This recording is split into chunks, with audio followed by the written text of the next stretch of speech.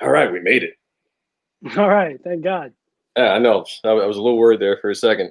Thanks You everybody would have that's fucked around. this up. I almost did, dude. Drop the ball. Yeah. Oh, tell you, All right. tell you. Well, how's it been, man? I haven't seen you in a freaking week. Over a Yeah, week. it's been good. Thank you everybody for the birthday wishes. What warmed my heart. I had a great day. I had a bunch of margaritas, a couple of edibles, and I was feeling fucking great by the end of the night. So thank you all for that. That was magical. And Joe went hunting for Bigfoot, tripping on shrooms, right? I did. That's the rumor, and I'm gonna spread that rumor. Yeah. Yeah. Yeah, it was fun. I had a family camping trip. It was nice to get away for a second. So, but oh man, it feels weird not having the show. I'll tell you what, I gotta get back in the rhythm of things. You know, but yeah, don't look at me like that. But still waiting for people to get in here and say hi. So for anybody, They would have been here sooner if you didn't drop the ball. I know, man. You make me. I already feel bad enough about it. And I'm just gonna keep jiving it in. Hey, just gonna keep jabbing me with it. Shit. Yeah.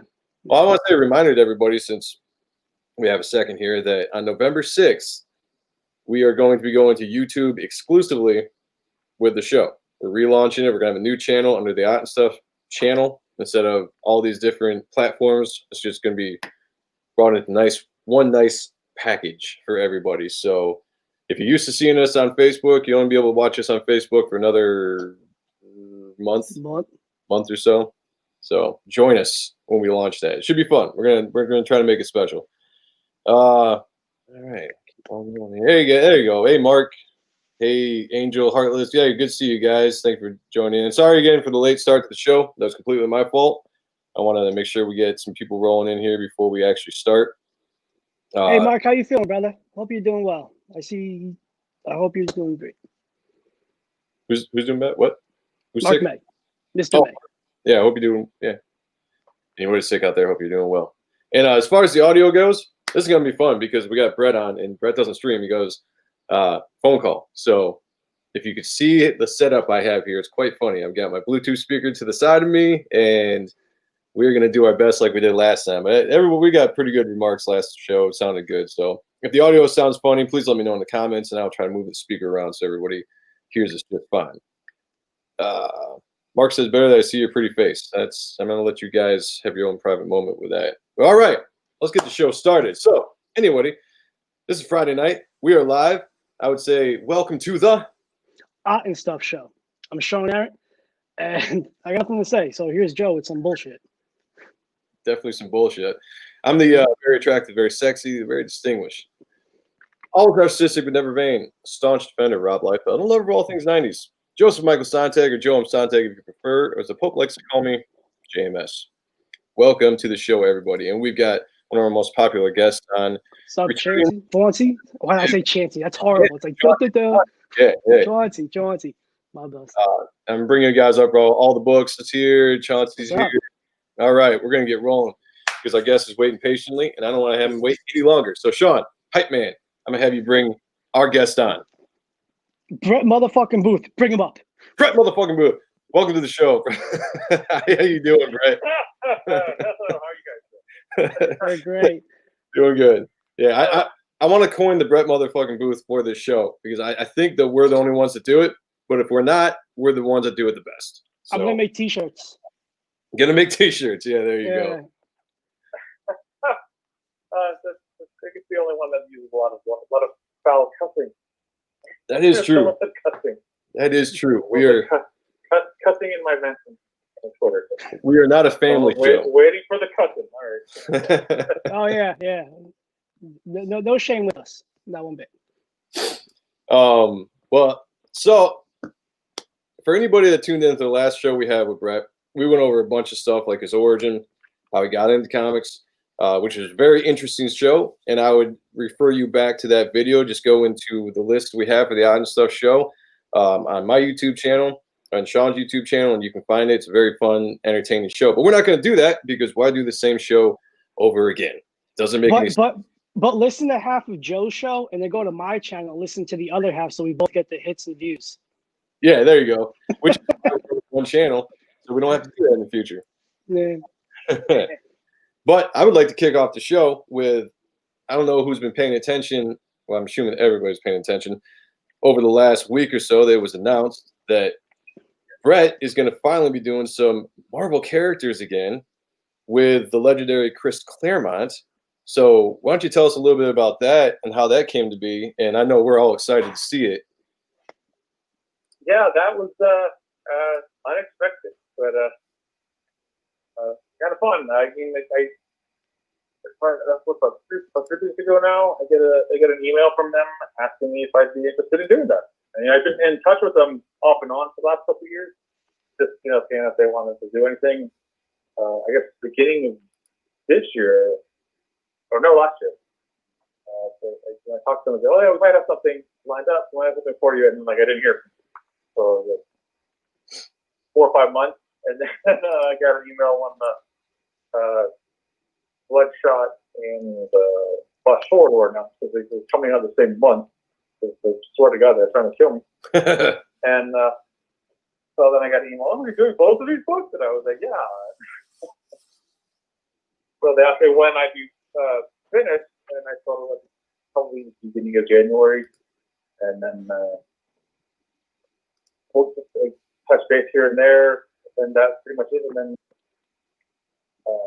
a week, 3 weeks ago, when they asked me to do this, I was like, "Oh yeah." So I'm not gonna say no. I mean, it's only a big story. And Chris Claremont, so but just to get back in stuff like Marvel. It's been like 20 years since they did well. They were anything Marvel related. You needed like stuff that's through Marvel, but not quite Marvel. So it's in Marvel proper. I guess it would be for Marvel. Right. So yeah, they asked me about that. They started on that yesterday, actually. So, Well, the page is drawn. It was like I got a thing in the margaritas, and I'm like a pina colada thing I got to drink. So they don't use alcohol, so they don't tolerate it well.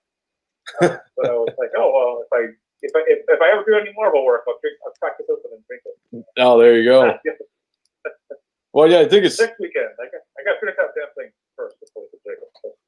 I think it's actually pretty cool when I saw that because I had my schedule this week was all crazy, so I was working nights mostly. So any information I saw was like way late from when it was posted, and I saw that actually pop up on Twitter.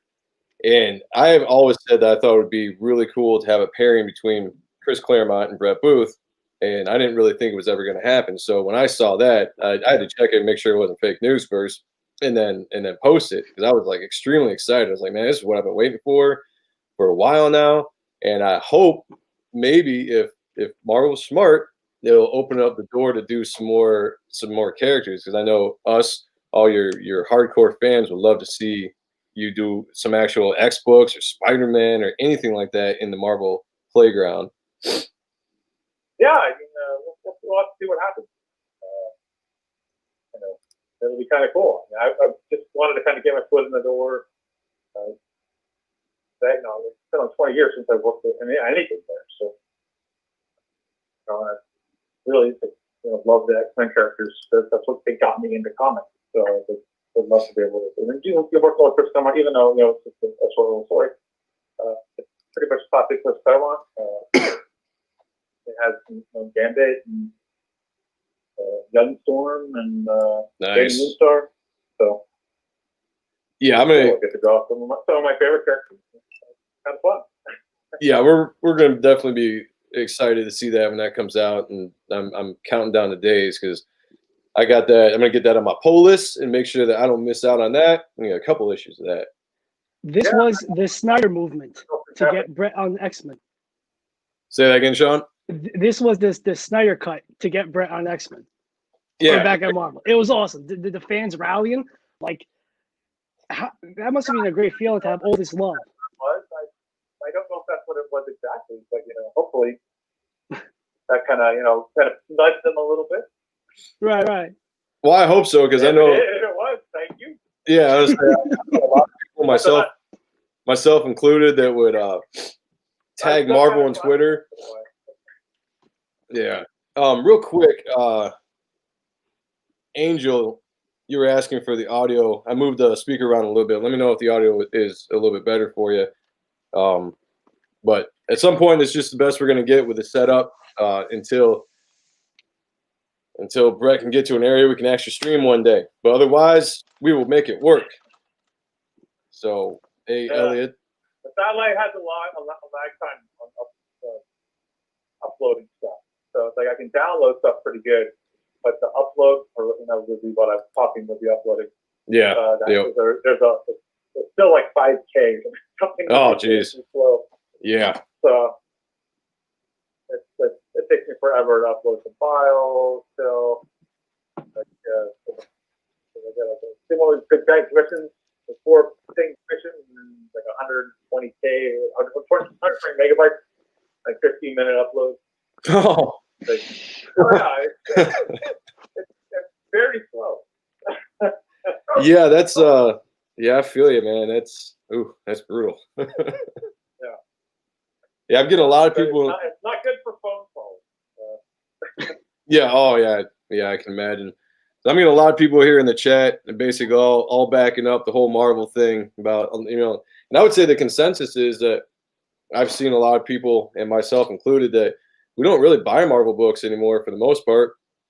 And you would be one of the big reasons to bring a lot of fans and a lot of readers back to the books. So I hope that somebody smart is paying attention to that and offers some more work and some more characters, because I think there's a bunch of us that are just would love to come back to Marvel because the characters are so classic, they're so good. But in my personal opinion, I haven't liked the way that they've been depicted over the years, or the story or the art styles. And getting you on the book is definitely something that will make me come running back to the comic book store to buy a Marvel book. You know, so well, hopefully we'll see. I mean, I was like open to doing more stuff. I wouldn't say no to doing more Marvel work. I'm not gonna say no to DC if they're also doing something good too. Right. Well, I mean, like I was talking to you before, I'd love to see Marvel give you an X book. I'd love to see DC put you on Batman, and really start getting some of these classic characters and give them a good artistic treatment. In my mind, that is sorely missing. Yeah, I'd love to do something cool with Batman. Something Hush-like. Oh yeah, that'd be sick. Like a next 12-issue run. Yeah, I mean, you have more chance to DC. Marvel kind of straightens things out a little bit more now. So.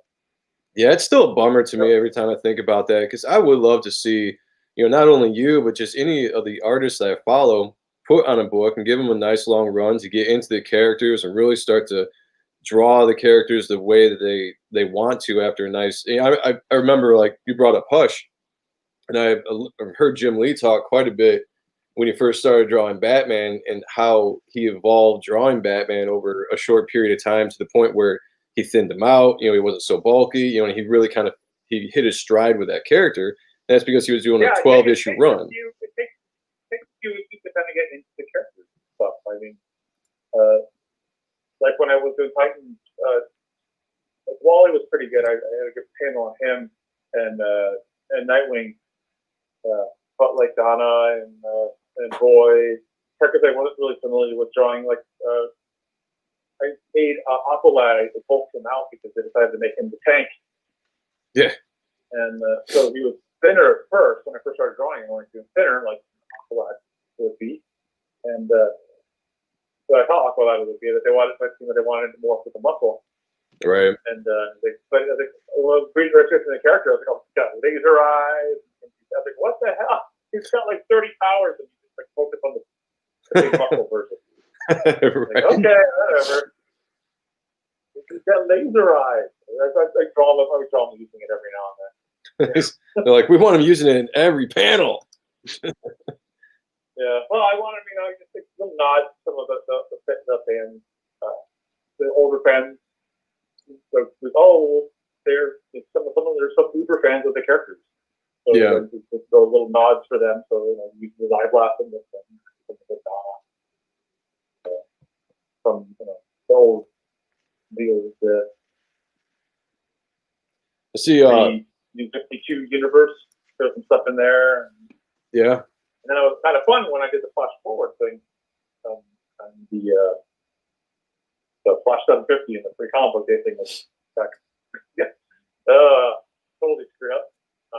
But again, I got to draw like a bunch of classic stuff from that's never seen. I got to draw some cool Wonder Woman stuff and some Batman stuff. There was a cool Azrael that I got to draw. And Superman stuff that they wanted me to draw wasn't as cool. Yeah. Like weird stuff from like the new series where he's kind of standing there. I think, yeah, that's not very cool. Right. Give me some cool iconic stuff. I mean, at least with the Wonder Woman, I got to draw like fighting Silver Swan, something like World War II, which was destroying a Japanese plane that's attacking Pearl Harbor. So I guess they kind of pulling out the engine. It's really fun to draw. It's like, put all the time on these damn double page spreads, doing all this research, and just dropped them. Oh, 6 pages out. I was like, no! God. That killed.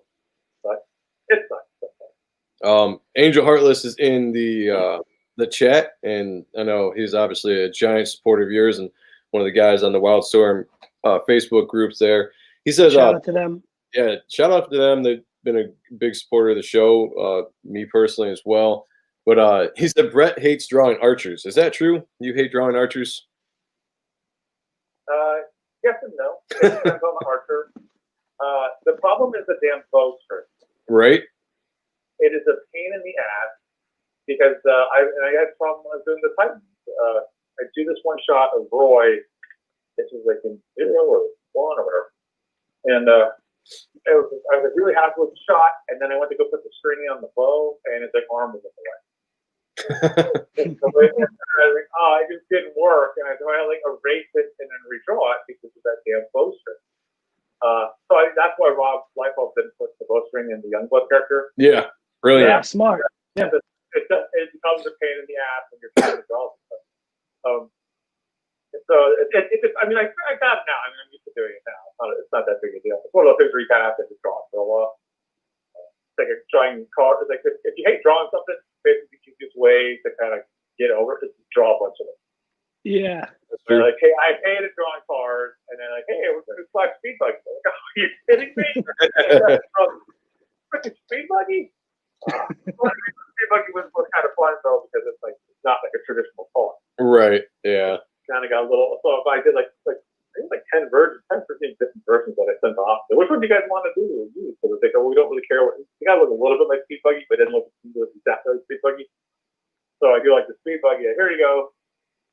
And they pick it, and they're cool. I'm going to draw speed buggy, and then Scott's like, "Oh, we're going to have reverse speed buggy, and we're going to have." So I just put some of the other designs. But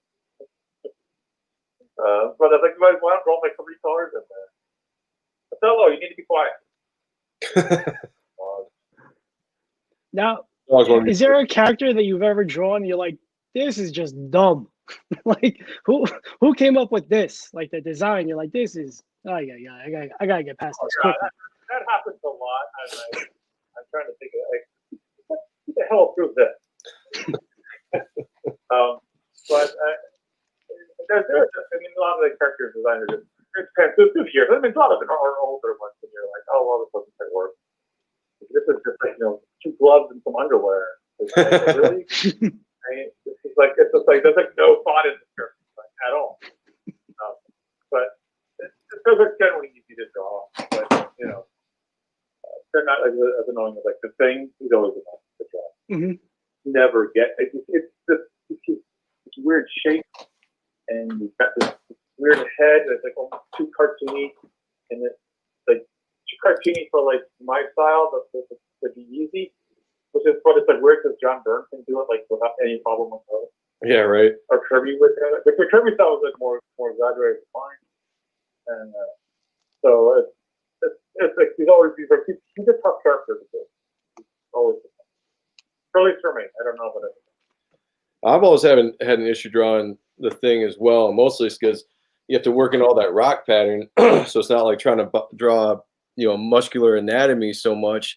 It has to be a little bit more like or like blocky and whatnot. When I did FNAF, like I tried to like work in the anatomy too much, and I think that kind of screwed it up. I know, like you're like, oh, I love your thing. I was like, yeah, I just hate this thing. I like drawing Terrax. Terrax is the Thing that. Yeah, Terex is dope. He's a cool character. I'm sorry. No, you're you're fine. So I mentioned, or I saw that Angel had mentioned, and a couple other people were talking about, and obviously we got Wildstorm Group well represented in the chat like we did last time. But so they announced that, or DC announced that Grifter is going to be showing up with Batman, and that they're bringing back Gen 13, I think, and I can't remember what else they said. Is that something that's exciting to you, or is that like a wait and see how the people handle the characters? Because I have my own opinions on it. Kind of wait and see. I mean, yeah, I don't know anything what's going on with that. I'm a little worried that they're going to try to modernize them. Yeah. A little too much, and I don't think they work super well with the modern kind of storytelling. Yeah. It's too slow. They're kind of like 80s, 90s action stuff. So it needs to be pretty quick. And I'm worried that and they got rid of Grifter's trench coat. I'm sorry, I love the art. Jorge Jimenez, I love this stuff. Beautiful stuff. Except for that damn coat. Right. Give me the damn trench coat. I want the damn trench coat, dude. Yeah, it's like that's like a staple.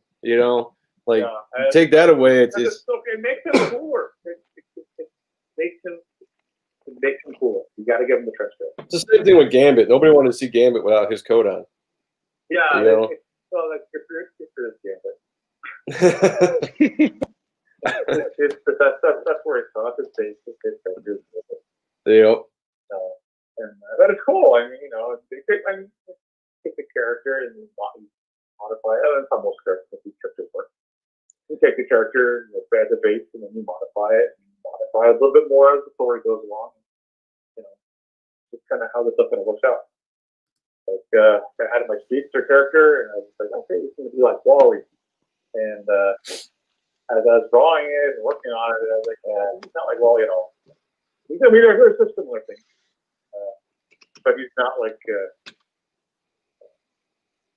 the womanizer kind of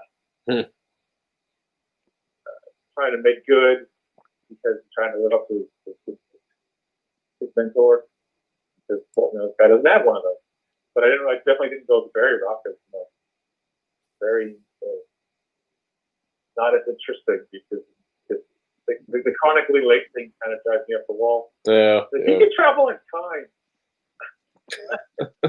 You don't need to be late all the time. You can just go back in time and come back.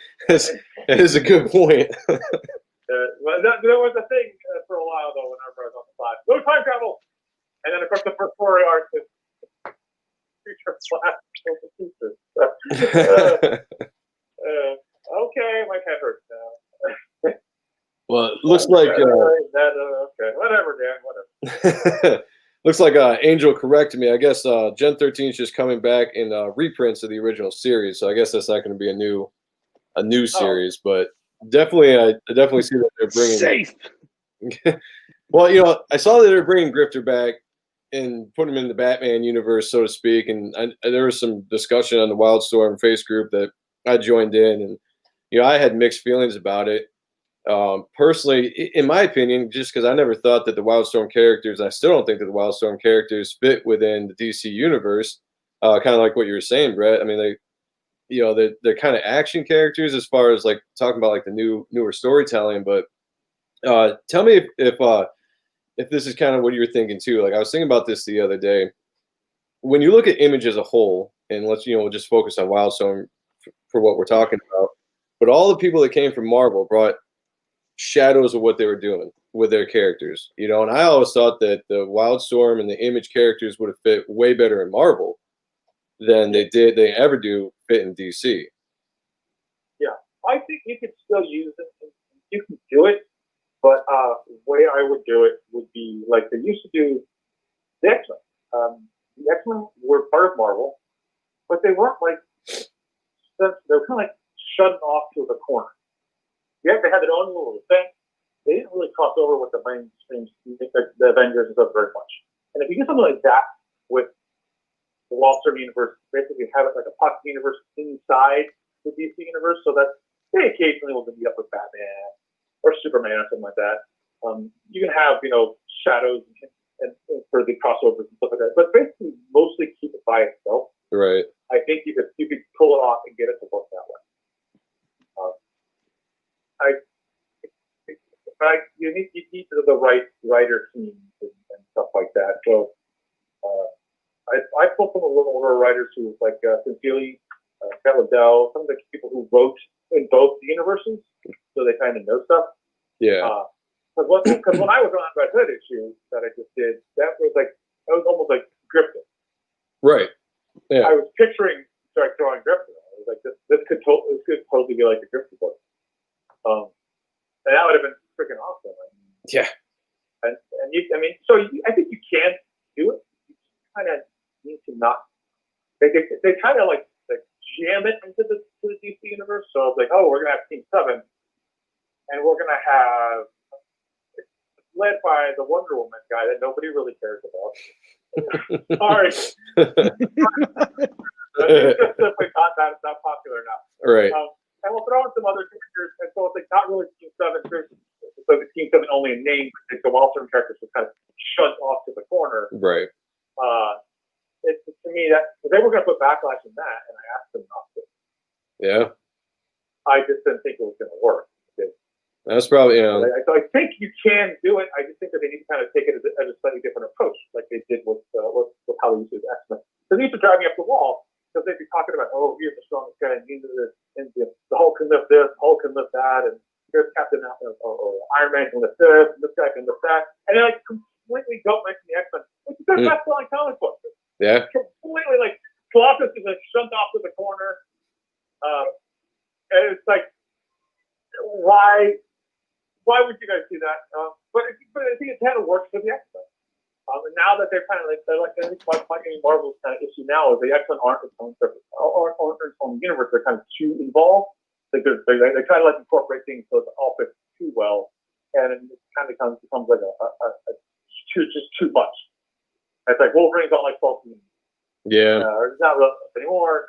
But now they have like Alpha Flight, and it's like the Captain America, and Spider-Man, and maybe North Star, maybe like one character from the old team, but it's like a completely different thing. Like that's not Alpha Flight. Yeah.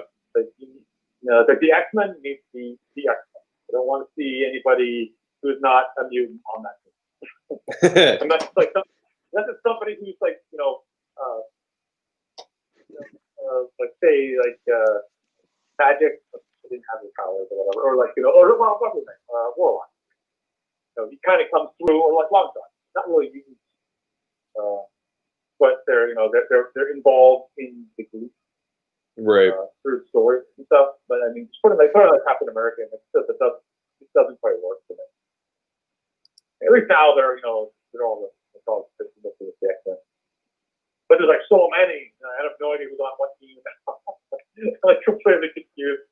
And I was like, during some sketches, and I was like, oh, I'm gonna drop them the new costumes. And I was like, wait a second, why is Jean Grey look like she did like 1950s? She's in that costume. Okay. And I know how to draw that costume.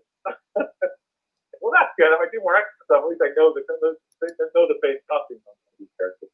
Yeah. Well, I mean, the modern day X-Men, I really haven't followed too many of like Hickman's storylines right now. Like, I think the only Marvel book I am reading is Wolverine, and that's more just for the artistic teams that they've had on since it relaunched. But a lot of the costumes that they have now at Marvel are just not entertaining, not fun to look at, not exciting, I guess. Even Wolverine, they got Wolverine in his old brown costume, but it's kind of more of like an updated brown costume, but it's not as cool as like and granted, I'm getting older every day, and yeah, I hang on to, my nostalgic childhood visuals, but those are what was cool. I do like the brown costume. You see this kind of cool shadowing and rendering on the brown part, like on his neck and stuff, when he's all being mad and angry.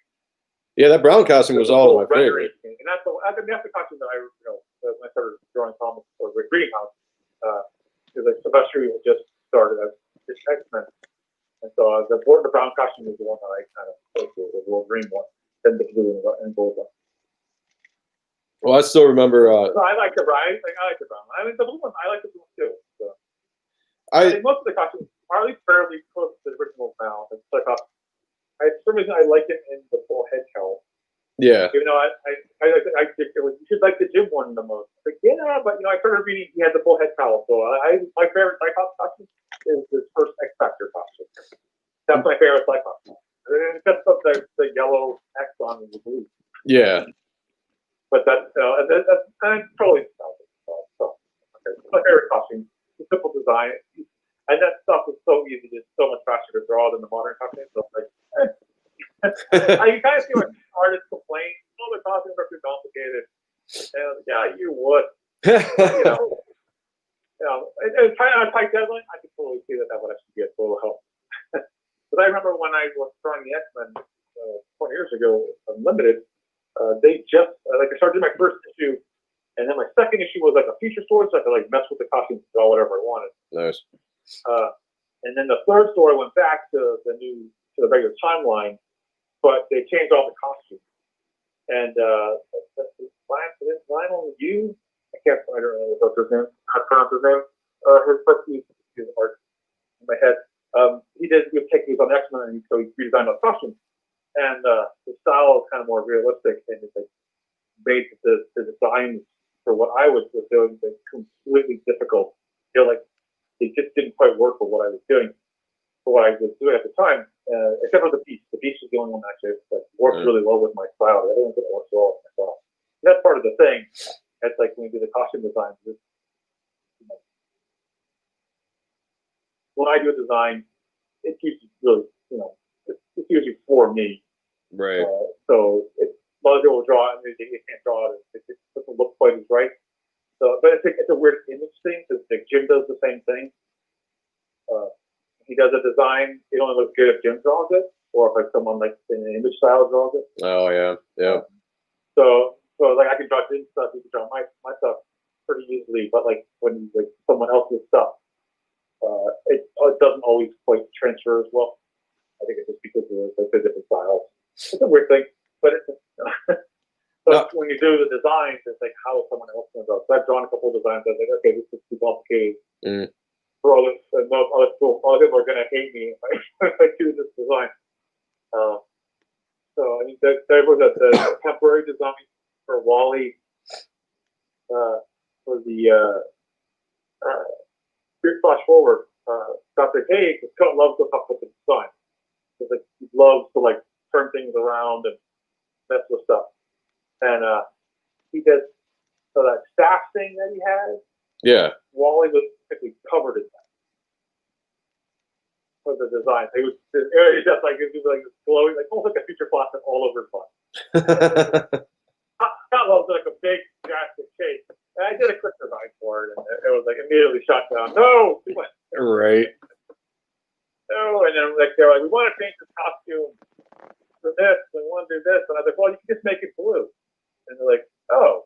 So you don't have to change anything, you just make it blue. And then I draw the last page for issue 6, and they're like, oh, by the way, also we're doing Dr. Manhattan. Yeah. So you have to change this because we need the Dr. Manhattan symbol on his head. Oh, tons of pictures. But we didn't wind up using that for the Flash 750, so the pages were so good. But I hate leaving pages that are just oh, I saw all the time on these pages, and now we're not going to use it. It's sitting there in limbo, and that's doing anything. And then they don't use them in the trade. There's pages that we cut. There's a page in Titan 6 of Dr. Manhattan. Really? Of hands, and it's a pain and a little bit of a on Mars. Huh, oh shit. A bit of the shadow in his body. It's the end-line panel grid that I hate so much. Oh fuck yeah. I cannot take that. That's the type of stuff where writers are I'm a writer. Here are my words. It's on paper. It's son of a bitch. That's not exciting. Yo. Yeah, and it's fine for certain things, but it's fast. I mean, it is fast to draw. I could whip your pages out in 4 hours. Because nothing is that big. You can't draw anything big or large or exciting or whatever. So you can draw kind of small characters, a bunch of medium shots, maybe a close-up, and it's a partial close-up because it's not enough room. Right. So, it's fast. It is fast and easy to draw. Although I just say, I think there's some cool things where he'd keep the grid, but like erase the borders for like the 3 panels, so you get like some bigger panels on the page. Or you draw like a big splash, but you keep the grid on the splash page. So you do get some bigger images, but in general, they have like 9 panels on the page. Yeah, it's just that's too much for me. It's too much for me for an artist. It's too much for me as a reader, because it's just not entertaining to look at. Everything looks the same. I don't think the flow is good. I would like not read the pages when they sit around talking. Yeah, I just skip those. Oh yeah. They basically explain it later in the story. They're just talking clips. There's nothing cool here. And I'm not saying let's not do that, and still you need to do that. But it depends. I mean, like if it's for the comedy and stuff, it's totally worth it. but yeah, for the in general, when I was a kid, I would just kind of skip that stuff. I remember the Aquaman series from the 80s, where it was in the blue cut, and that just it was just like pages of talking. And I wanted to see the cool costumes. Like, Ocean Master looks awesome. Things like ran 5 pages, and I just kind of put the pages. That's a cool picture, though. yeah. It's too much talking. There's got to be a nice balance, and sometimes they go overboard with the talking. But I mean, that's an older picture. All the time. If you read any of the Spider-Man stuff, there's like barely any room for the characters because there's just so much. I hate to be like the artist for that, because you only have to seeing all that dialogue, you always draw like these tiny little characters. Yeah. What happens with them? Panel is dying, and people talk. It's him talking, and what happens to Williams about I gotta pick up this for the I mean, as much as I love story, if you give me too much story, too much dialogue, or not enough action, that's a real quick way to have me check out of a comic fast, or just flip through real quick. I think you need a good balance of action, comedy, drama. But to me, it's just more like this is like, to me, for the comic, what I want is the Savage Man Road story. Yeah. You got this, she pops out of the beach perilous thing, got her memories and everything, but nobody else is there. Have the beavers there, and she goes to the Savage Land, hangs out there for a while, and then like at the very end, the last page, she gets captured, or she gets her powers, whatever that, I can't remember so long. And like the last page, turn face, and there's this fucking awesome picture of Magneto. Right. And it's totally unexpected, because I wouldn't read the comic book. I flipped through like the first couple pages just to see if the artist was the same artist. Yeah.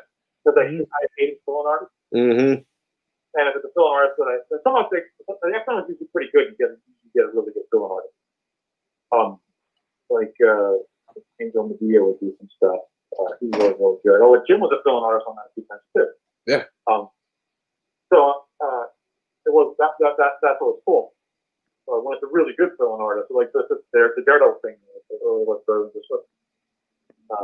always cool when it's something like that.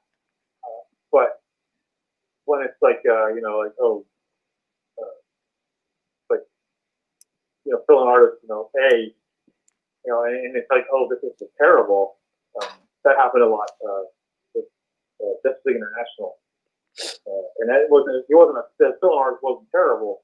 They were kind of drastically different style than Kevin McGuire did initially. Yeah. And so, and half of the comedy and stuff was all in what Kevin McGuire brought to us, like the faces and expressions and this kind of realistic looking art. Was this kind of just a crazy weird, and then that was like all dialogue, making jokes and stuff. That's like the one comedy works with just dialogue sometimes. And but then they bring in Ty Templeton, and the style was so drastically different that I couldn't get into the story because it was like 180-degree turn from the style. And then they brought in Adam Hughes, and it was close enough to McGuire that worked. It's a funny thing about fill-in artists, or just when an artist, like a new artist, takes over the book. And we might have talked a little bit about this last time. I can't remember, but is when you change the style of the book drastically. I think that always bummed me out as a fan, because whatever. If my favorite artist was leaving the book, I was going to follow them anyway to where they were going. But I'd always stick around for a little bit just to see who they were bringing on, and what they would look like. But if they brought in somebody that was like a completely different style, like if you had like kind of the modern, realistic, superhero style, like you've got, and then you come and bring in someone that's, not as defined of a body structure and a little bit more lanky or something. It's just the Like a storytelling. Pinterest artist. Yeah, it was always so disappointing. Yeah, no, I mean, I totally get that too. And of course, there's gonna have to be changes and stuff like that. It's just no way of getting around it because it's like you don't have a limited number of artists. You have a limited number of artists available that are fit kind of a similar style, and then can they hit the deadline? Do they even want to do it? Because some people are like, oh, well, I won't work with that guy, or won't work with this person, or I don't True. work on this. I mean, I do that stuff too. How would draw on this book? Oh, I don't really want to draw that book. Yeah, that's a good I don't point. like those. Like, I'm not really interested in those characters. And, like I'm not a huge Bloodshot fan. So the only reason why I took that is because Tim Seeley was on it. He's an action guy. So I wanted, if I'm going to do an action book, that'd be kind of cool. See how that goes for a little bit. And, I'm not, like I said, I don't really know much of it. I never really got into the Valiant universe. I know a little bit of it 20 years ago. Yeah. There's just some vague memories from originally. I never really picked much of that stuff up. But I mean, I would have definitely go for something more ninja or something a little more in my wheelhouse. But but the fact that it isn't in my wheelhouse and I have to adapt to it is actually kind of cool too. I saw, speaking of, since you brought up Bloodshot, Angel was asking, he said, Brett, your only remaining issue for Bloodshot is number 10, correct? Are you going to do a number 10? I drew like 9 pages of it. Did they release it? It's coming out, I think, in January or December. Okay, because I'd stopped. Everything was put on hold. I was thinking that they were just going to act it. Oh, okay. That was a drastic change from what it's like I got the script and it's like they're like pulling stuff from the movie into it now. Oh, yeah. And all the characters that we created is like we're gone. I was like, well, I don't know who any of these things people are, and I'm not interested in these guys. I mean, the script's fine. I mean, in terms of a great example, the script, but it's just like, I think all the work that we get done is gone now. And then they're like, okay, well, we're gonna stop working on this. My paychecks are all screwed up, so I was like, yeah, you know what? Never mind. Yeah. If I turn in work and I don't get paid for 3 or 4 weeks, and I don't have to do the commissions instead, there's really no point in me drawing these pages. Yeah. Yeah, for sure.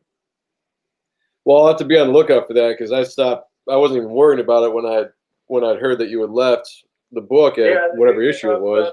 The other person who did the other pages is actually named me on it. I haven't seen any of it. Oh. So it's a slightly different style, and Andrew's like, Andrew Dallas was telling us, like, oh, it's kind of cool.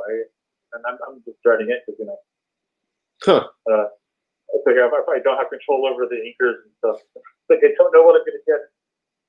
So they didn't have Adelsa do that issue? No, they didn't. They wanted to, like, if the guy that's doing the issue, 10, 11, 12, they wanted it to match, and I said, well, just have them redraw the page. I got you. Like, whatever. Right. Yeah. I mean, how do you control? I had a question here from All About the Books on YouTube. Actually, it's not a question. It was just kind of a statement. There's conversations going on in the chat, but he had brought up. He said, "I'm surprised he, as in Brett, doesn't do covers," and I wanted to bring that up because that was one of my biggest complaints with DC before COVID hit. Was that they had you doing all this work, and even Valiant, and they wouldn't put you on the cover for whatever reason. I don't know if that was just a time thing because you were doing 2 books at one time or whatnot. But well, I think that they had already gotten I don't know who did the covers for the Bloodshot stuff. They had already offered him the covers before they had offered me the book. Oh, okay. What I think happened. And then they did offer me some covers, but I had to go to stores and do the signing at the stores, and I don't have time for that. The flash forward thing, similar, but I almost walked off the book because of that. Oh yeah. I actually sent him an email and I was like, hey, what about the covers? He goes, oh, we have this guy doing the covers. And I was like, what the fuck? Yeah. You know, he's not known for Wally. I'm the Wally guy. So they, but you know, I'm sorry, because of the drugs, my mind is blanking. The editor on the board actually went and got me the cover for the trade. So. Well, that's good at least. So I was like, it's got me that, you know. So I was like, that's cool. At least I'm on it. Because yeah, it's like it's not just bad artist or anything. I was like, but it's drastically different styles. So I was like, to me, it's like, well, you're telling you're advertising me as a legendary artist and all this stuff, and then you don't let me do the cover. Right. That's. I was like, hey, you know, that's kind of weird. And well, that drove me up the wall, especially with. I mean, some of the guys doing the covers. It's kind of insulting. Oh yeah. Insulting, Absolutely. Absolutely. And I mean, even as a fan of your work, it's like when I hear that you're announced you're going to be on a book, and I go pick up that book at my store, and I'm thinking to myself, like, all right, this is kind of a lame cover, and I'm asking them, like, is there a variant cover that you guys didn't bring in and that I could order? Yeah, that's what drove me after Let's Draw One. There's like 30 or 40 covers for that damn thing. Yeah. And they didn't get one of them. I think, what the hell? Yeah, that's just. I got number 2 cover, and then there was a 5 cover that they didn't use. I was like, oh, come on. I wasted, like, in the middle of all this damn rush to get all these books done. And I'm drawing like 7, 8 pages a week. And I have to fit in an extra cover, and then you don't use it. I'm like, oh. Yeah. Yeah, that just. And it's not like a detailed cover or anything either. This was issue 5, so it takes place at this horror ship that looks like all this crap in the background. It's like wasting my time. Wasting my time on that. It's so bad. Yeah, and that's. Maybe it'll be, I don't know. You posted that picture. You posted that picture on your. My Patreon. Yeah. Yep. That would have been. Yeah, that was a hell of an awesome cover. I wish that they put that out there. I mean, I'm glad you were able to post it on the Patreon so we could all see it. But I did it anyway. Screw you guys. I'm doing it anyway. Yeah. John? Yeah, so I would like covers would be, you know, a kind of and I don't actually like drawing covers that much. Oh, really? But if I'm drawing the interior stuff, like I can feel like it's a good cover. Okay. I like to tell a story. So I like Okay. the covers that have either stories on them or like those collage covers that I like. What's the main character and then a bunch of crap in the background. It's always funny with cover philosophy that I've seen where, you know, you got some of the guys that want to do the story, you know, a little bit of the story to draw you into it, and then you got guys. I've listened to like Greg Capullo talk, and there is a storytelling within his covers, but all his covers are like really simple, but they're cool, you know. That's symbolism. He's going for like the symbolism. Yeah. Yeah, he's quite good at that. So, yeah. Oh, absolutely. Yeah. So yeah, I just a lot of symbolism in his covers for what's going on in the issue, which is always cool. I it's a lot of thinking involved. So, you know, so, I mean, I'm sure he talks to Scott a lot about that. Yeah. Together and hash out what's going on in the issues. A lot of times it's basically like, hey, we need to cover the Flash's fighting Grodd. Can we get layouts by tomorrow? You know, that's basically how most of the works out. Oh, yeah. So you're like, that's all you get, and you're like, okay. So sometimes why the covers don't match. Yeah, well, I guess that makes sense. You know, nowadays there's so many freaking variants that. Yeah, and then now there's like 30 variants. Yeah. And it's kind of funny because it's like everybody expects that. Like isn't the crowdfunding stuff? It's like, oh, how many covers are you gonna have? Right, that's true. 1? Take 2? How many do I need to do? And they're like, oh, you need to bring in like 5 of your friends. Right. Like, oh man, that sounds like an awful lot of work. I mean, I just did a cover for Tyler Kirkham within this project. Now they're trading covers. I think I'll do a cover for you. You do a cover for me. All right. That's how the pros get together because they know each other. I'm gonna ask this guy to do one. Like, so I asked Greg. No, that'll be like $10,000. I'm sure. That's a lot of money. I heard Campbell said to somebody 100K, but maybe that was just because he didn't want to do it. Yeah, I'm pretty sure of that. Yeah, I would say he probably makes about. I've heard. I know. I have no idea. I just said this to you. Yeah, it's not $100,000. Let's get her on. She sounds like a great time. I have no idea how much they make, but I know some of them make a lot of them. Yeah. Not 100,000. Yeah, that's a hell of a lot of money right there. No, that's why I only do covers. I mean, but yeah, like Adam Hughes, I would expect him to make at least $200,000 for a cover because he does all that damn painting and stuff. Yeah. So that's a lot of work besides just the drawing, just doing the layout. Yeah, like he probably would make a good amount of money. That's why I only have like 2 or 3 a month. You get paid like $5,000. Do a few.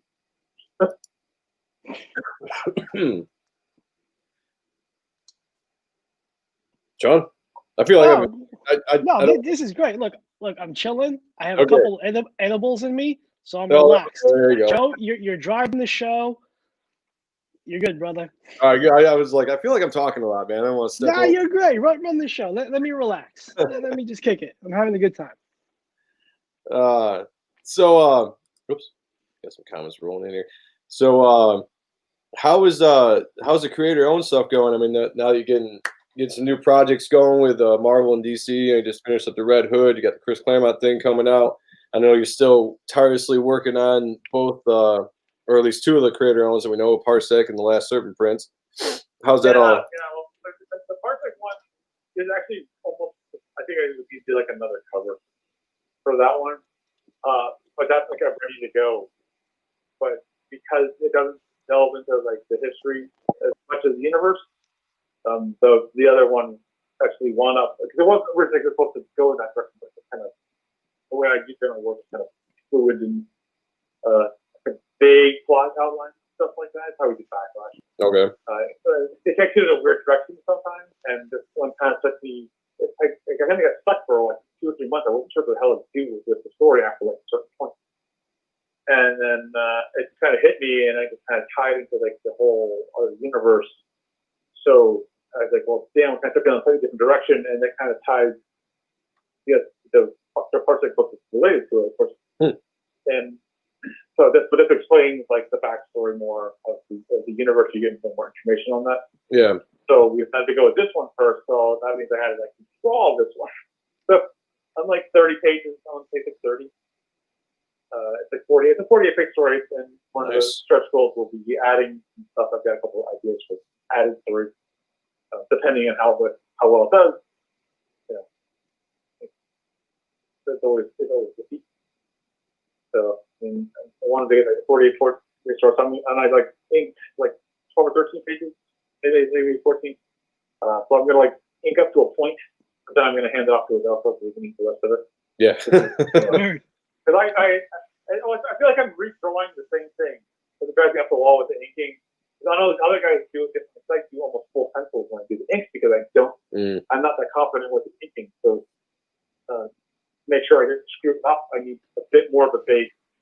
So I need more of the full pencil. I mean, eventually I will work through that and do a little looser.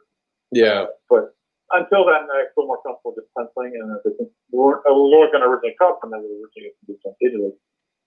But it's kind of off in a different direction. So I was like, oh, if I do a question, I just have Adelpha ink it because it's better. Well, I mean, yeah, you got a chance. Have better people do it. Right. Yeah. Exactly. Yeah. You got a chance to work with some really good embellishers and finishers. Do it up. Yeah. So he's going to be doing that, and then he's going to be doing the Parsec book as well. And then what's she doing? Do some detailed layout for Andrew Dalhouse is going to do a book as well. I'm going to do like the layouts for that. For Delta, and going to do the finishes.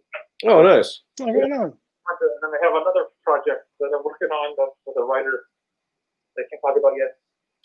Besides that, so I got like 3 things or 4 things like that up in the air besides the Marvel and stuff. Finding the time to get that done. Besides, the other thing is it's going to be a bit of a challenge. So I wanted to get the Lost Serpent done. Probably, I'm probably not till the beginning of the year. So hopefully, I got projects to line up till March. So I don't want to mess up that schedule. So hopefully at the beginning of the year, right beforehand, I can launch the Kickstarter for that. Okay, I was just about to ask. The hell which one is going to be? I have to tell you. Yeah, I was gonna say they were actually just talking in the comments. They're all about books that asked if it was Kickstarter, Indiegogo, and the doctor said he didn't think you had decided yet. And I was actually about to ask if you had decided what platform you're gonna go. I'm leaning towards Indiegogo because it's easier for me to use. Yeah. But just to mention that and before everything was Kickstarter, and we had pictures some issues with Kickstarter anyway. So. Well, but you pay less than Indiegogo too. I have a hard time doing anything on Kickstarter. I have a hard time doing anything on Kickstarter. Yeah.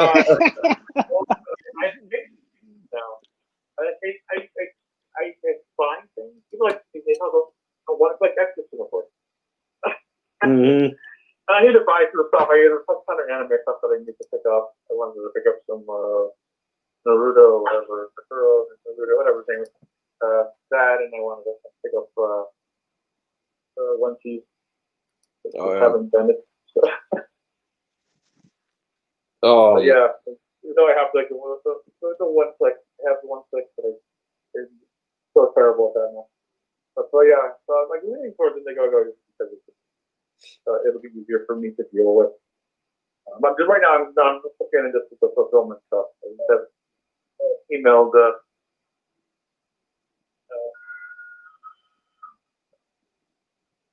fun? It's yeah, but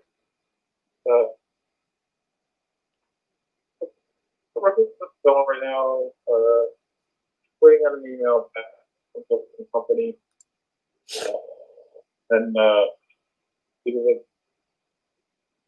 someone was like, "Oh, it's just take a week or 2 out of your time to do this." I was like, "A week or 2?" Yeah, it's. Are you kidding me? Are you kidding me? Fulfillment. It's a full-time job, from what I've heard. I mean, especially that's definitely that's why the guys that do the crowd campaign. I mean, it's not that they're part-time comic book creators because they're still creating on a regular basis, but that's factored into the whole thing. Is you have to make sure you got time set aside for fulfillment because it's. I mean, I just looked at Billy Tucci. He posted a picture. I know. I just don't. Yeah. No. My dad was drawing and creating the book. Oh goodness, man. Like I trip out the Christians like once or twice a week, and it's like 2 or 3 things. Like I tripped out like 8 things the other day. I know. I give them a piece of paper with the address on it, and I write everything down just for the picture, and then I hand it to the guy behind the counter. And even that's a lot of work for me. Well, I mean, what's professional people who know what the hell they're doing. I was just gonna say, I know that I'd seen John Malin post the other day that he was gonna be starting like some fulfillment company for a lot of the crowdfunding projects because a lot of people like me personally, I'll be doing a crowdfunding next year, and that's the biggest thing I'm not looking forward to doing. Is trying to do fulfillment. So if it doesn't cost all that much and you can have somebody that you can trust to fulfill your project for you, maybe for at least your first time campaign, that's the way to go, unless you got a shit ton of time on your hands, which I know you don't. So yeah. Well, that's the thing. It's like, oh man, that's like, man, unless it makes a ton of money, that's just eating into my. Then if I and there's other ways things that kind of keep going is like I'm constantly drawing. I draw every day, and if I take a break, I can take a day off every now and then and be okay. If I take 2 days off, I have a really hard time getting back into drawing. Oh yeah, I feel you. It's really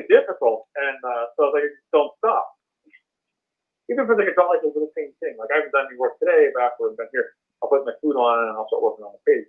Right. So at least I get some drawing done today, and then tomorrow I'll work on some more pages and stuff. The argument back and forth between Indiegogo and Kickstarter, and Sean can mention 2.5%. Exactly. You pay less to Indiegogo than you do to Kickstarter. It's like half a percent. Yeah. It's really not that much. The difference is negligible at all. I look into it because they will take like 5%, and I think there's on top of that there's like a processing fee of like 2.5% of Indiegogo and there's 3% on Kickstarter. So the guys are like, oh, don't use Kickstarter because they take more. They take 8%. Well, Indiegogo it takes like 7.5%. They just kind of ignore the little thing. Oh. I was like, hey, that's actually not really fair, guys. Come on. Yeah, I looked into it. Shit. It's like, what's his name? Indiegogo does super well on Kickstarter. And he didn't do as well on Indiegogo. But so his guys know to go to Kickstarter. It's kind of where you go, it's kind of like you got to kind of go where your audience is. And they'll kind of follow you initially. I mean, that those guys are like picked up. Like Polito, the first ones were like $100,000, something like that. Yeah, Polito just kills it. And then after that, now he's making like 375 or whatever it is. So before, it looked like Indiegogo was where like the big money was at, but now with this and like the Nocturno, Kickstarter is actually capable of making bigger money too. So yeah, they're starting to make a little bit of a comeback. It's not as much of that kind of thing anymore. It's just like, well, what's use,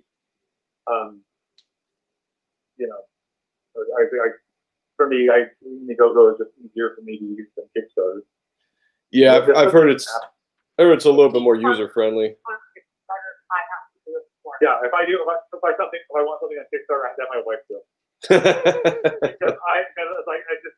it's like what the hell am I doing now? Why am I on this page? The computer hates me. I'm like the guy from Jurassic Park. The computers just hate me. Like all kinds of weird stuff happens all the time.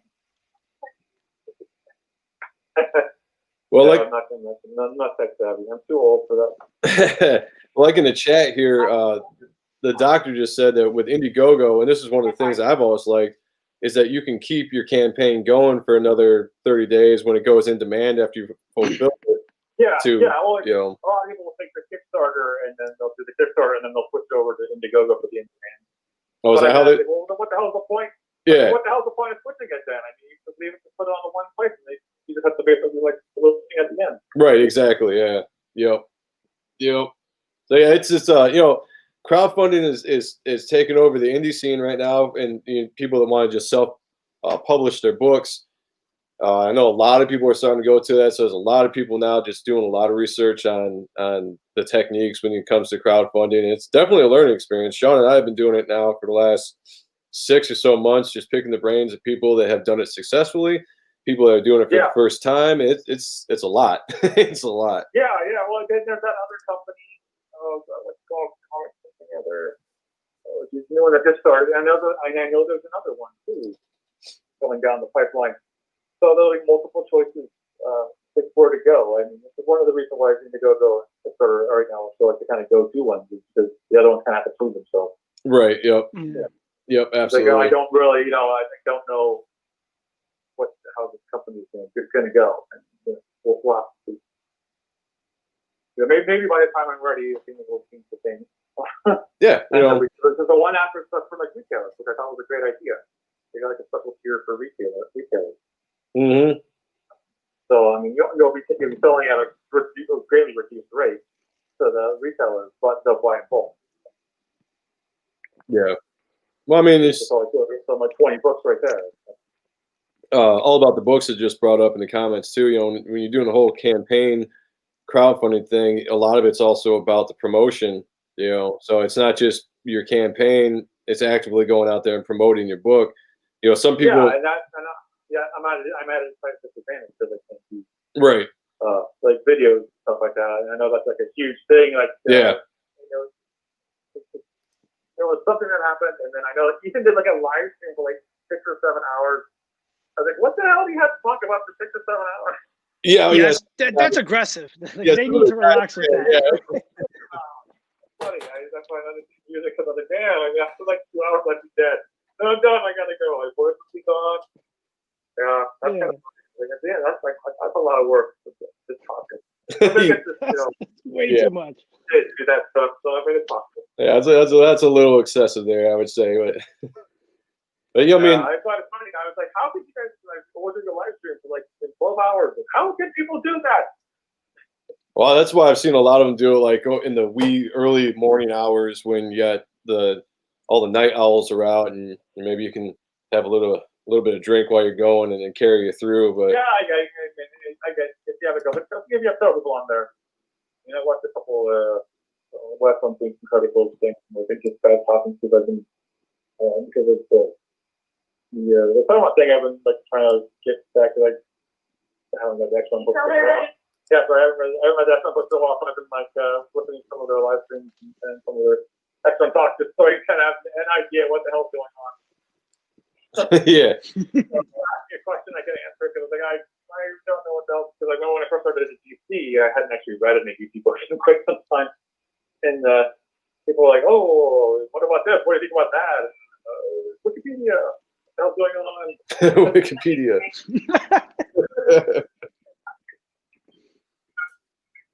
That's gonna come back. You're out of phase. I probably I told them out of phase with the two live streams. I can't because I have to go on my phone.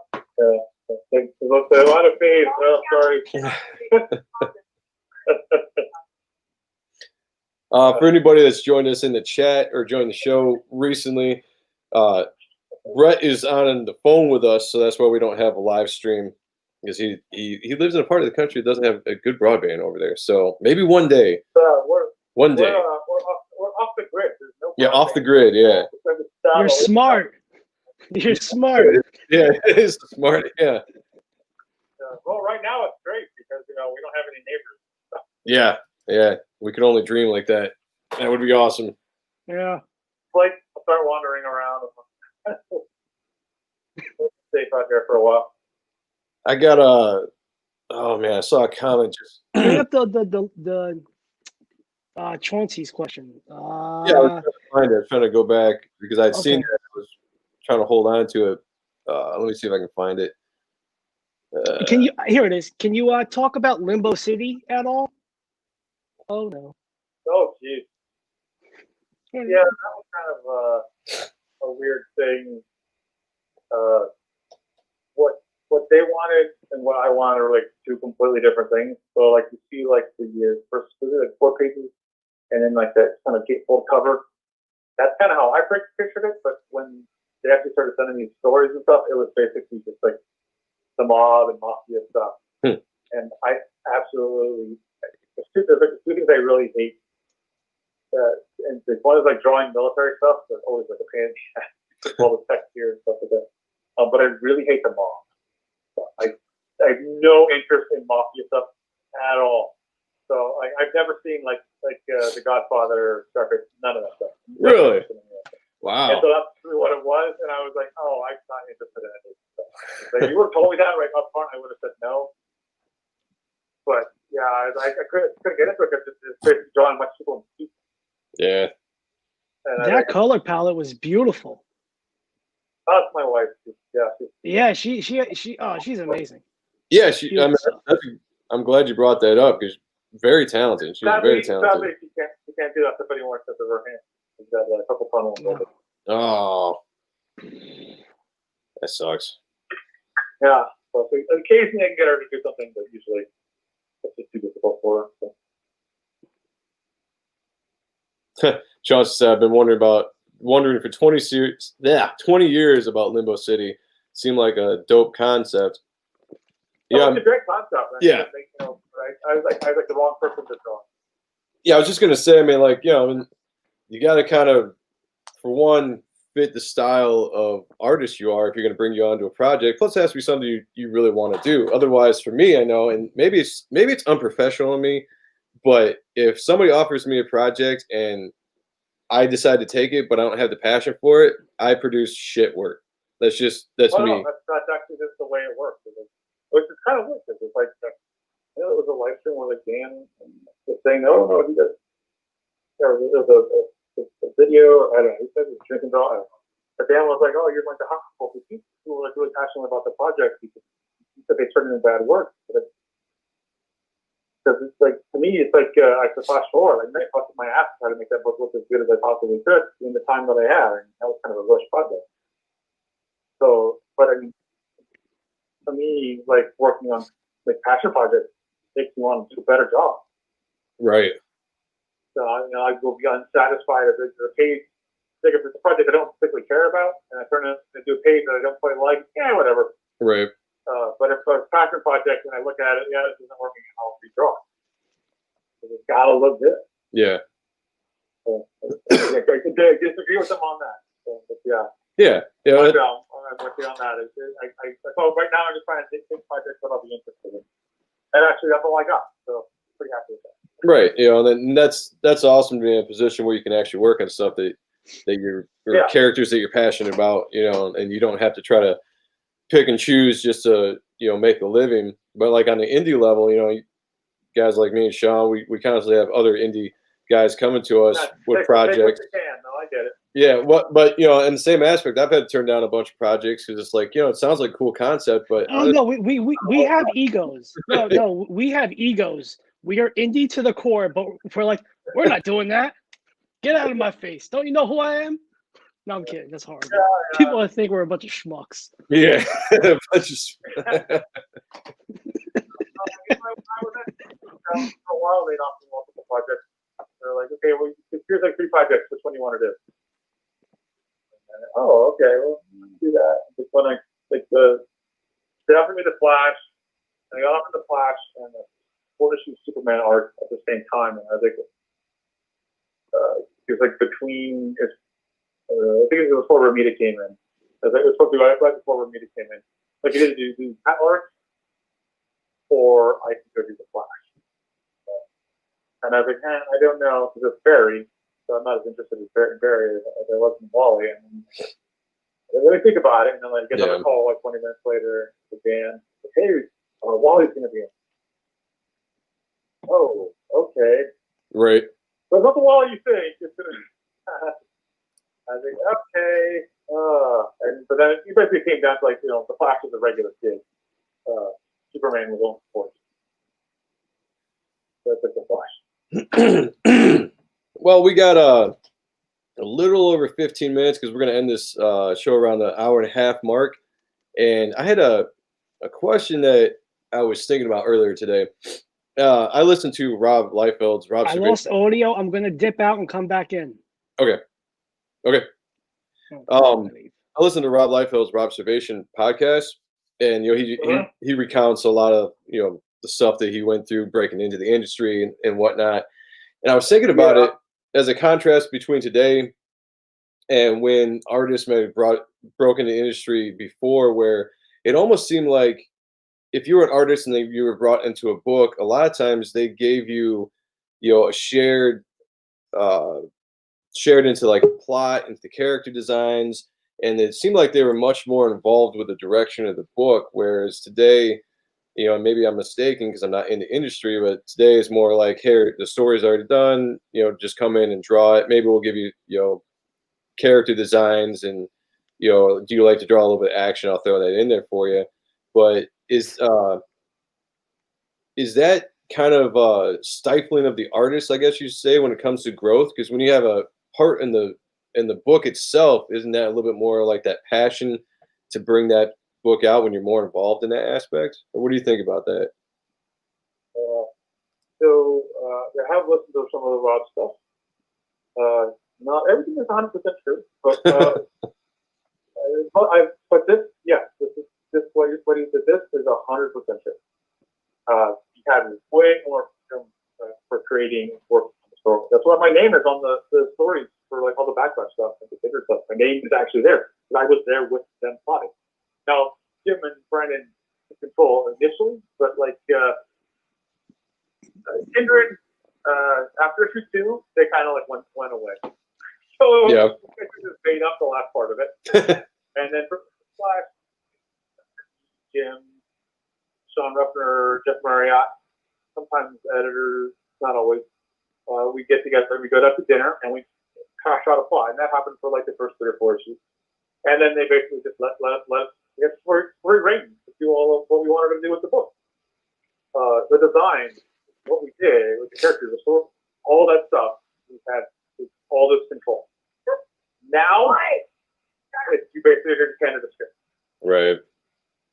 And now I don't know if this happened before, because I know Jim was involved in the plots with the Chris and stuff like that on the X-Men, but I don't know if like Mark was involved with the plot. I don't know if Mark was actually that interested in that stuff too. Some artists actually don't really care, and some of them are. That's why a lot of them work. Some of them stay at the big two for so long because they don't really. And I don't know if they don't know how, or they don't have any interest in it to create their own stories. So, I mean, I talked to Phil, but my eye's not any good. That's why I just saw what they tell me to draw. Then that's what they do. And they're perfectly, nothing wrong with that. Right. I mean, you're working on indie stuff, and I don't like consider image indie. Maybe back in the day, maybe now it's more. Right. No, yeah.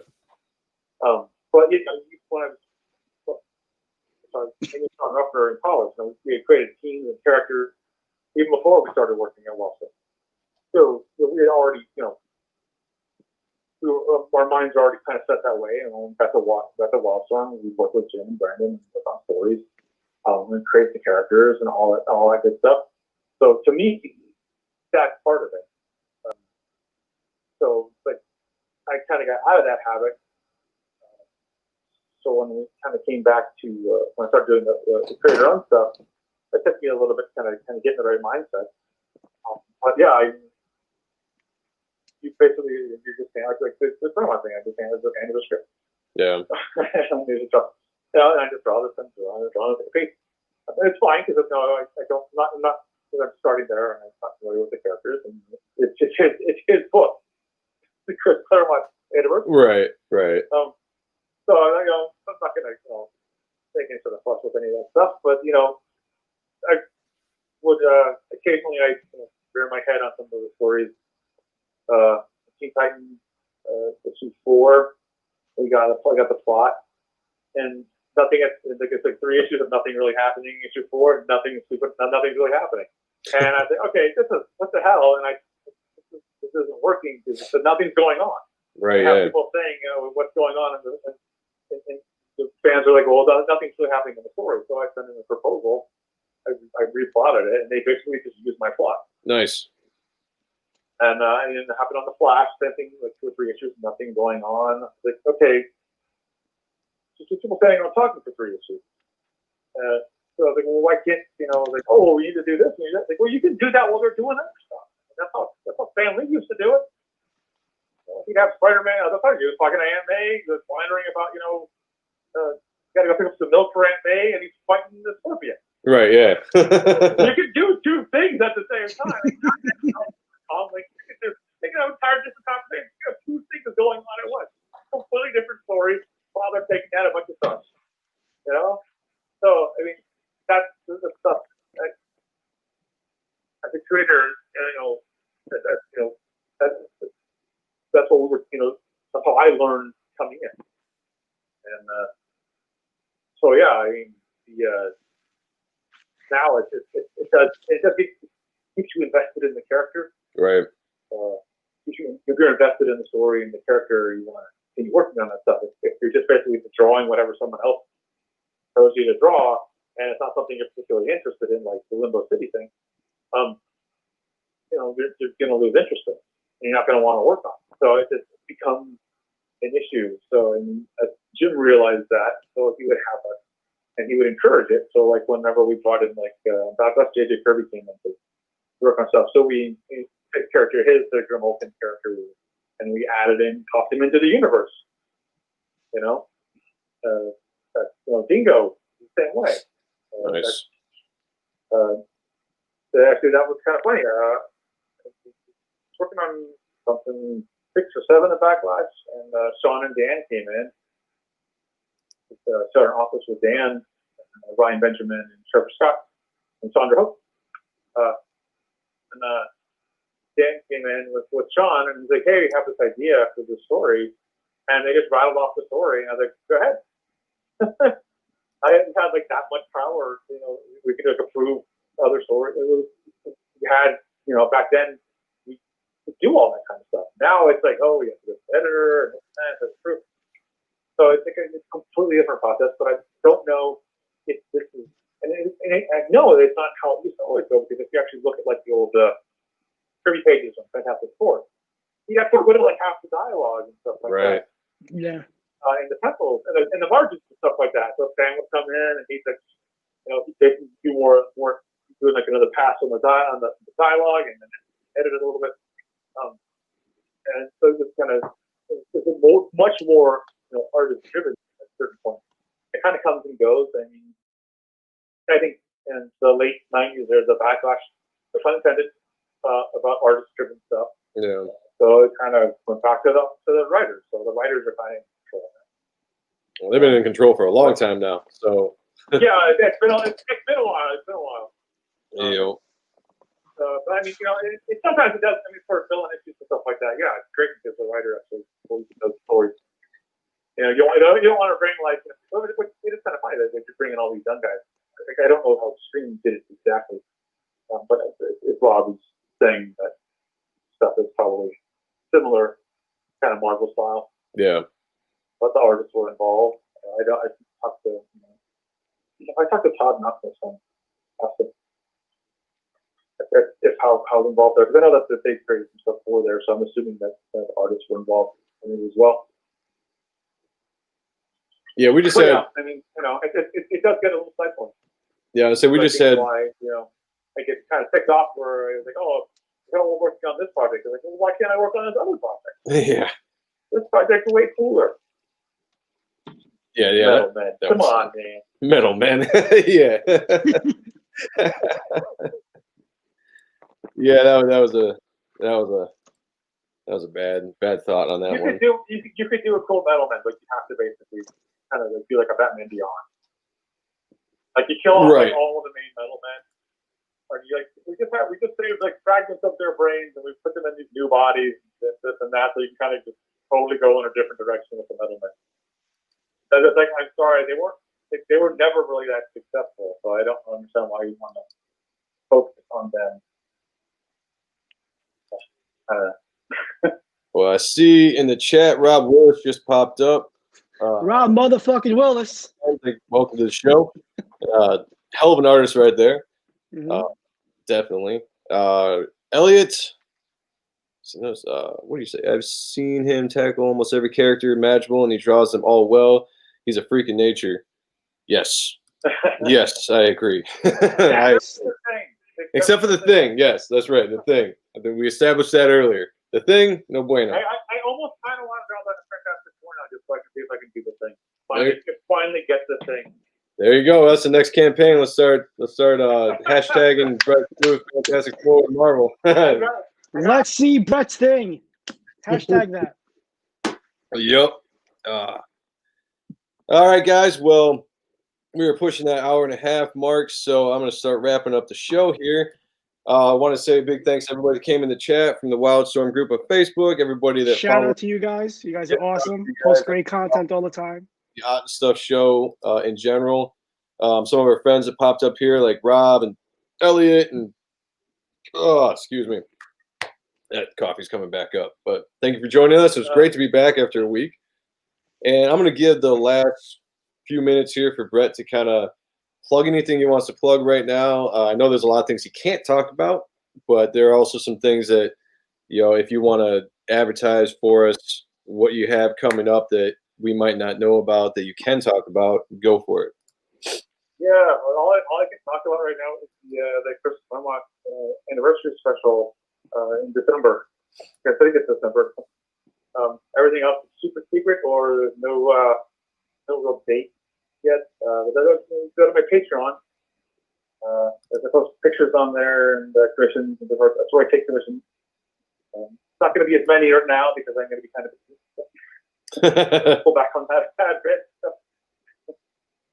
I don't want to keep it going because I just shut it down for a while. Not shut it Well, down. not really. Kind of paused it for a little bit with because of all the work last year, but I want to make sure I keep it going because it's doing pretty well. So I'm not sure to keep that going. And then Twitter, Demon Puppy is Twitter. Well, Talk to me there. I usually answer a lot of questions on Twitter. yeah, and you are. Make a lot of jerks. Phenomenal. Yeah, you are very great to all your fans there on Twitter.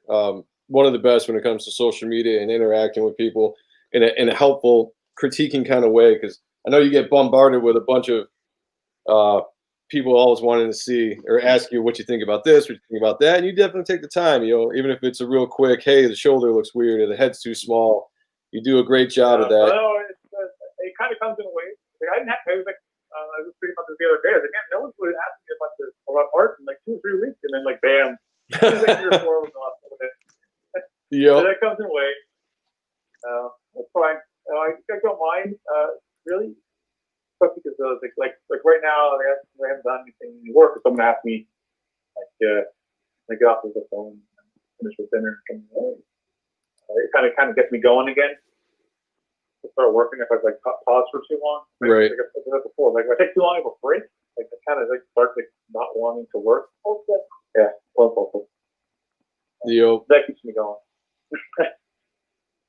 All right, everybody. Well, we promised that we would keep this one a little bit. Well, I mean, it's actually about the same length we did last time, but Yeah. let's get to eat dinner. So we don't want to keep them starving. Yeah, I was eating food yesterday. I'm hungry. Yep.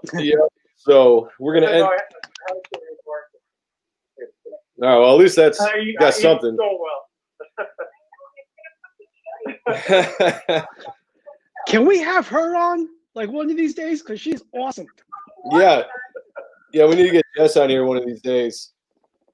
All right.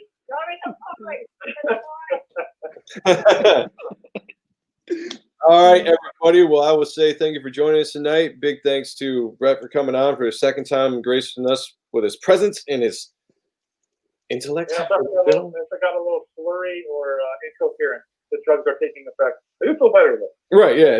No. Everything's good. Everything's good. So I mean, we'll definitely, maybe we'll aim to get you back on when you drop Parsec or whatever one you're going to drop first.